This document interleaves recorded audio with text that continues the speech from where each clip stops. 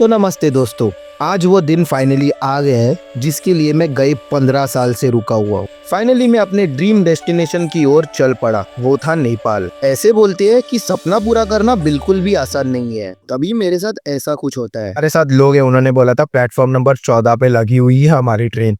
और जैसे मैं हमारे कंपार्टमेंट में घुस गया जिस पे मेरी टिकट थी, मेरे मम्मी पापा की टिकट थी, वो कंपार्टमेंट में आया। मुझे ये कंपार्टमेंट इतना ज़्यादा पसंद है क्योंकि आप देख सकते हो पूरा कर्टन है, फुल प्राइवेसी मिल सकती है। प्राइवेसी मतलब हाँ, हम हमारा काम कर सकते हैं आराम से।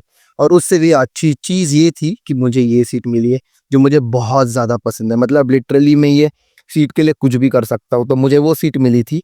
पर अब भी मेरे पापा ने एक चीज़ मुझे बोली कि ये वो ट्रेन नहीं है जिससे हम गोरखपुर जा रहे हैं। और हम सब ये ट्रेन से उतर गए सिवाय मेरे, क्योंकि मुझे यही सीट चाहिए और मुझे यही सीट पे जाना है। अब देखते हैं कि कौन सी ट्रेन आने वाली है, कौन से प्लेटफॉर्म पे लगने वाली है, क्योंकि अगर प्लेटफॉर्म चेंज हुआ तो पूरा सामान लेके वो प्लेटफॉर्म जाना पड़ेगा। अब पता नहीं कैसे होगा, कितने बजे ट्रेन आने वाली है, या यही वो ट्रेन है। और जिसका लग रहा है वही हुआ। ट्रेन आ गई थी कोई और ही प्लेटफॉर्म पे, इसलिए सभी सामान लेके हमें उस स्टेशन पर दौड़ लगानी पड़ी। पर मन ही मन कुछ बुरा होने वाला है ऐसे लग रहा था। जैसे ही टिकट पे कंपार्टमेंट चेक करके जब मैं कंपार्टमेंट में घुसा तो अंदर का नज़ारा कुछ ऐसे था। पूरी की पूरी ट्रेन लोगों से भरी पड़ी थी और अंदर जाने का बिल्कुल भी रास्ता नहीं था। पर जैसे तैसे अपना रास्ता निकाल के मैं अपने सीट पे पहुंच ही गया। सपना पूरा होने के चक्कर में इतना ज़्यादा एक्साइटमेंट लेवल बढ़ गया था कि मैं सोना ही भूल गया पूरी रात। इसलिए अपने सीट पे जाके सोने की तैयारी कर लेता हूँ, क्योंकि इस 3 दिन के सफ़र में और क्या क्या मुश्किलें आने वाली है मुझे बिल्कुल भी पता नहीं था। जैसे ही चैन की नींद सो गया था उतने में नीचे से जोरों जोरों से आवाज़ आना शुरू हो जाता है।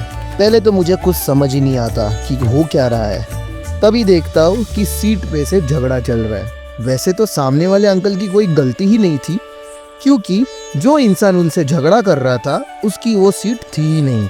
यहाँ पे लोगों को कौन सी सीट है वही पता नहीं था। इस झगड़े से दूर जाने के लिए मैं पहुँच जाता हूँ ट्रेन के दरवाजे पर। मुझे नहीं पता कि मैं कैसे ट्रैवल करने वाला हूँ, क्योंकि जब से हम लोगों ने ये ट्रेन बोर्ड की है कुछ ना कुछ झगड़े हो ही रहे हैं जगह पे से, या कोई आके कुछ बोल रहा है। लोगों को पता ही नहीं उनकी सीट कौन सी है, उनकी डेट कौन सी है ट्रैवलिंग का, फिर भी वो आके सीट पे बैठ रहे और बोल रहे हैं हमारा सीट है ये वो। मुझे नहीं लगा था कि यार ये जर्नी ऐसे होने वाली है। मेरे भी 2-3 झगड़े हो गए सीट को लेके, वॉशरूम को लेके, क्योंकि वॉशरूम इतना गंदा है क्या पूछो मत। मेरे को लगा था ट्रेन इतनी अच्छी दिख रही है तो लोग भी वैसे ही होंगे और स्टाफ भी वैसे ही होगा। अभी भी टीसी झगड़ रहा है किसी से, मुझे नहीं पता क्यों। बट मुझे नहीं पता ये 40 घंटे का जर्नी कैसे होने वाली है मेरे साथ, क्योंकि अभी भी देखने गए तो 36 आज बाकी है। मतलब ऑलमोस्ट 2 दिन मुझे ये ट्रेन में निकालना है। 4 घंटे में इतना बहुत कुछ हो चुका है, तो पता नहीं आगे कैसे क्या होगा। लेट्स सी, जर्नी तो चालू ही रहने वाली है। पर ऐसे बोला जाता है कि स्टार्टिंग में इतने सारे तकलीफ आ गए तो आगे जाके जर्नी बहुत अच्छी होती है। लेट्स सी, मैंने तो भगवान से सब कुछ प्रे किया है। आपको भी पता है क्या कैसे है। ये जर्नी मेरे लिए बहुत मायने रखती है, क्योंकि एक सपना है ये मेरा जर्नी कंप्लीट करना। लेट्स सी, महाकाल मेरे साथ है, आप सब मेरे साथ हैं, और ये जर्नी एंजॉय करना, पूरी वीडियो देखना, सब्सक्राइब करना भूलना नहीं, कि ये सीरीज़ बहुत ही मस्त होने वाली है। नेपाल सीरीज़ ये मेरी ड्रीम सीरीज़ है, और मुझे चाहिए आप भी, आपका ये ड्रीम हो कि आप नेपाल घूमें और वो पूरे एक्सप्लोर करें। तो ये जर्नी पूरी देखने के लिए सब्सक्राइब करना, हिट द नोटिफिकेशन बेल की आपको हर एक नोटिफिकेशन आता रहे जब भी मैं अपनी वीडियोज़ डालूँ, वो फिर शॉर्ट्स हो या लॉन्ग फॉर्म वीडियो हो। तो स्टे ट्यून, एक लाइक और एक कमेंट करना भूलना है।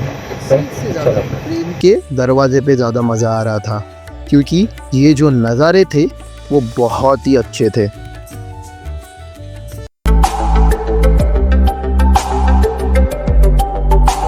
सफर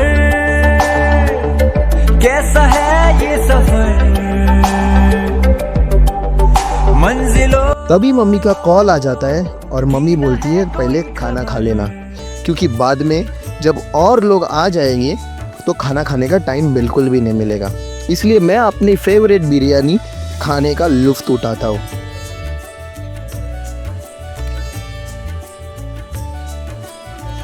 वैसे पता नहीं, पर ट्रेन में खाना खाने के लिए मेरे को थोड़ा सा ऑकवर्ड होता है। अगर आपको भी होता हो तो प्लीज़ मुझे कमेंट सेक्शन में बताइए। गाड़ी चल रही थी, मुझे लगा कहीं दूर पहुंचे हो गए, पर जैसे नीचे उतर के देखा तो हम लोग अब तक कसारा ही पहुंचे हैं। अरे मुझे तो इतना लगा कि हम लोग इतने दूर पहुंचे हैं क्या, पूछो मत। पर ठीक है, कतारा तो पहुंच गया आप तक, बस कुछ 5 घंटे का हो गया, खाना खाया है। पर ऐसे नींद आ रही है ना मुझे, क्या पूछो मत, बड़ा झगड़ा खत्म ही नहीं हो। इसलिए मैं थोड़ा वापस आ गया हूँ, एक अगली दूसरी सीट देखता हूँ, कोई अच्छी सी जगह वो पकड़ के मैं बैठ जाता हूँ आके, क्योंकि यहाँ पे तो मेरे को कुछ मिल नहीं रहा है बैठने को या फिर सोने को। लेट्स सी, मिलता है तो सो जाऊंगा, नहीं तो आपको पता है मैं कैसा हूँ, घूमते ही रहूंगा और आपको अपनी जर्नी भी करते रखा। तो स्टे। जैसे ही मैं ट्रेन में आ जाता हूँ मुझे ये सीट दिख जाती है, पर तभी मेरे लाइफ में एक ट्विस्ट आ जाता है। आपको ये इंसान दिख रहा होगा जो मेरे पीछे सोया है। जब मैं ये शॉट रिकॉर्ड कर रहा था तो ट्रेन स्टाफ को लगा कि मैं उनको एक्सपोज कर रहा हूँ, पर मैं रहा एक शांत इंसान। वो मुझे कब से चिल्लाए जा रहा है ये मान के कि मैं उनको एक्सपोज कर रहा हूँ। पर जब मैंने उनको असलियत बताई तो उनको भी और ज़्यादा एक्साइटमेंट लेवल बढ़ गया था, क्योंकि उनको ये लग रहा था कि वो भी व्लॉग में आ जाएंगे। यहाँ से एक नए दोस्ती की शुरुआत हो चुकी थी। वैसे मुझे दोस्त बनाना तो बहुत ज़्यादा पसंद है, और ऐसे अजनबियों को तो और भी ज़्यादा, जिसका मन बहुत ज़्यादा साफ हो। पर तभी ही मेरे दोस्त ने एक बहुत ही अच्छी बात बोली कि आपके लिए आपकी फैमिली आपके साथ होती है, बट हमारे लिए यही हमारी फैमिली है। जो हमें लोग मिलते हैं, जो हमारे साथ ट्रैवल करते हैं, वही हमारी फैमिली होती है।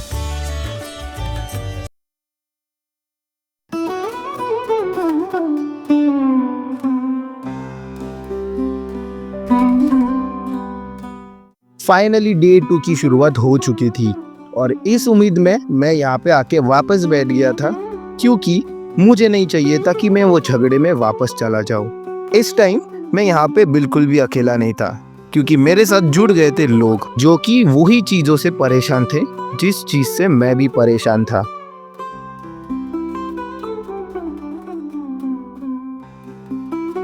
वैसे ट्रेन के दरवाजे पे खड़े रहने का भी एक अलग ही सुकून है। यहाँ पे खड़े रहते रहते हमें बहुत कुछ पता चल जाता है लाइफ के बारे में, पर ट्रेन से जो व्यू आता है उसको एंजॉय करने का अलग ही मजा है। पता नहीं क्यों ये सिर्फ मेरे साथ होता है या आप लोगों के साथ भी। सफर कैसा है ये सफर, मंजिलों की न है कोई खबर, रास्तों से मेरी गहरी यारी हो गई, जो फर्ज से भरा था बस्ता वो भी खाली हो गया, बुरा है जमाना। ट्रेन कहीं पे रुकी है, ये ट्रेन रुकती ही नहीं है। हम लोग माहिबा जंक्शन पे हैं। यहाँ से अब तक हमें 12 घंटे की जर्नी और है, और ऐसा सुना गया है कि हमारी ट्रेन लेट है। ऐसे वैसे लेट नहीं है, 4 से 5 घंटे लेट है। मतलब जब हम गोरखपुर पहुँचने वाले थे रात के 3 बजे, ये ट्रेन सुबह के 6 या 7 बजे पहुँचने वाली है। बहुत अच्छा लग रहा है वो उतर के, क्योंकि ये ट्रेन रुकने का नाम ही नहीं ले रही है। जैसे मैंने बोला था, चली ही जा रही है, पर बहुत स्लो जा रही है। बहुत पता नहीं ड्राइवर को क्या प्रॉब्लम है, या फिर ड्राइवर बहुत ज़्यादा एज में है इसलिए ट्रेन बहुत स्लो चला रहा है। पता नहीं। यहाँ पे मैं कुछ खाने के तलाश में हूँ, पर खाना कुछ मिल ही नहीं रहा है। जो भी खाना आ रहा है वो जो स्लीपर स्लीपर कोच है उसमें आ रहा है, और जो नॉर्मल जो कोच होता है जहाँ पे मतलब बोलते हैं ना बिना टिकट के सब लोग होते हैं, उसमें जा रहा है। हम लोग के इसमें कुछ आ ही नहीं रहा है, और हमारे जो भी मम्मी पापा ने खाना लिया था वो सब खत्म हो चुका है। अब देखते हैं पानी पे रहना हुआ कैसे रहना है। Let's see. अभी ये ट्रेन यहाँ पे भी नहीं रुक रही है, हॉर्न बजा दिया, मतलब हम लोग निकल रहे। और लेट्स सी। उम्मीद में उतरा था कि मुझे कुछ खाने मिलेगा, पर कुछ नहीं मिला, इसलिए जो घर से लाया था वही अपना खाते बैठ गया।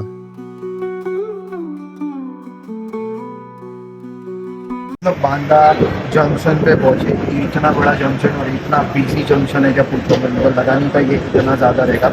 जो हमारे साथ बैठे थे उन्होंने बोला था कि यहाँ पे जो मैन्युफैक्चरिंग है इस कपड़े का वो बहुत ज़्यादा है, सूरत से भी बड़ा है। तो वही हम लोग इधर रुके थे, थोड़ा कुछ खाने का सोच रहा, पर मुझे डर लग रहा है अगर ट्रेन चली गई तो। कल ही मैंने एक रील देखी थी, मैं आपको बता नहीं सकता हूँ, बहुत डिस्टर्बिंग रील थी। तो वही वही दिमाग में आ रहा था, तो इसलिए मैं नीचे ज़्यादा उतरा नहीं, बट आपको दिखाता हूँ ये स्टेशन कैसा और कितना ज़्यादा बिजी है। जंक्शन के बारे में थोड़ी इन्फॉर्मेशन लेते लेते जब मैंने अपने कंपार्टमेंट में देखा तो आधा से ज़्यादा कंपार्टमेंट खाली हो चुका था, क्योंकि आधा से ज़्यादा लोग यहाँ पे उतर चुके थे।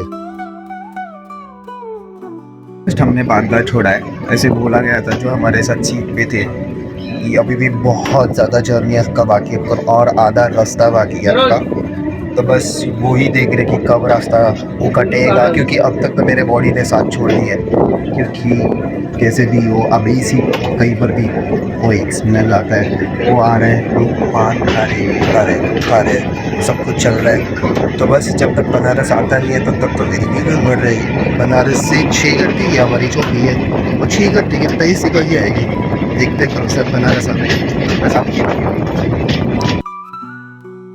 थोड़ा वक्त ट्रेन के दरवाजे पे बिताने के बाद मुझे पता नहीं क्यों ऐसा लगता है कि एक बार जाके सेकंड क्लास कंपार्टमेंट चेक कराओ। अंदर ही अंदर से ये फीलिंग आ रही थी कि अगर मैं इतना स्ट्रगल कर रहा हूँ तो सेकंड क्लास कोच वाले कितना ज़्यादा स्ट्रगल करते होंगे।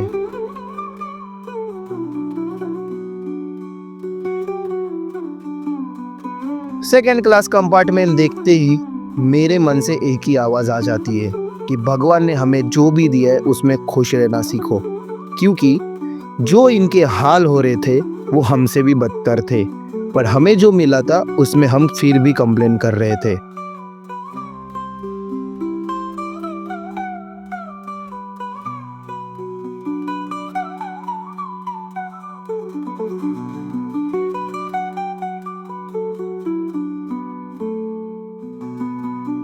मुझे इंडियन रेलवे का बहुत ज़्यादा शुक्रिया अदा करना है, क्योंकि जिस तरीके से ये इंसान ट्रेन अपनी साफ रख रहा था क्या पूछो मत।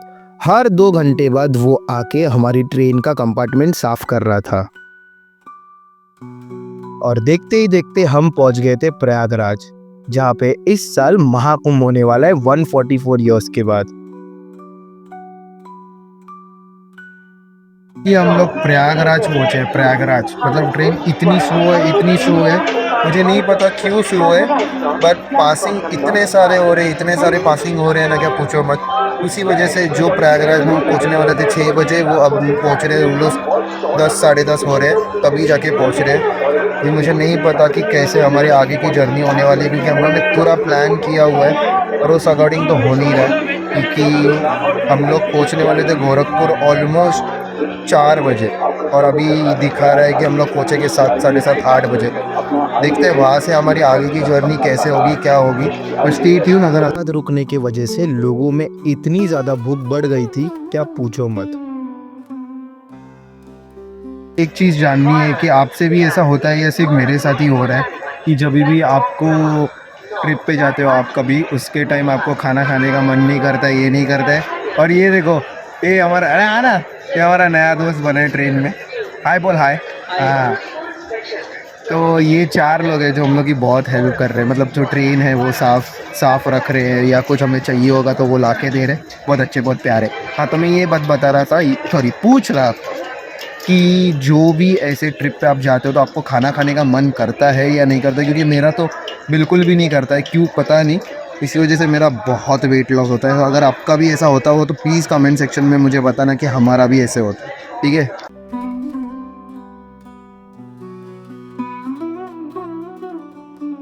महाकुंभ के वजह से प्रयागराज में इतना ज़्यादा डेवलपमेंट हो रहा था क्या पूछो मत। ये है प्रयागराज का न्यू जंक्शन जो कि महाकुंभ के वजह से बन रहा है। और फाइनली 3 दिन बाद हम पहुंच गए थे गोरखपुर, जहां से मेरे ड्रीम डेस्टिनेशन का रास्ता खुल चुका था।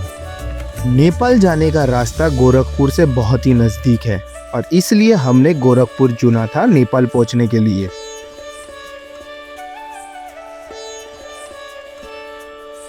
हम लोग गोरखपुर पहुंच गए हैं। पहुंचना था 2 बजे पर अभी बज रहे सुबह के 6, मतलब ऑलमोस्ट 4 घंटा हम लोग लेट थे। क्यों लेट थे? क्योंकि यहाँ पे पटरियों का बहुत ज़्यादा इशू है। पटरी मतलब रेलवे का बहुत ज़्यादा इशू है, पासिंग वासिंग होती नहीं है ट्रेन बराबर से, इसकी वजह से बहुत ज़्यादा लेट हुआ है। अभी ये पूरा सामान लेके हम लोग निकल रहे हैं हमारे अगले डेस्टिनेशन के लिए, जहाँ से हमारा ये मेन जर्नी स्टार्ट होने वाला है। तो स्टे ट्यून, और ये ब्लॉग यहाँ तक ही था।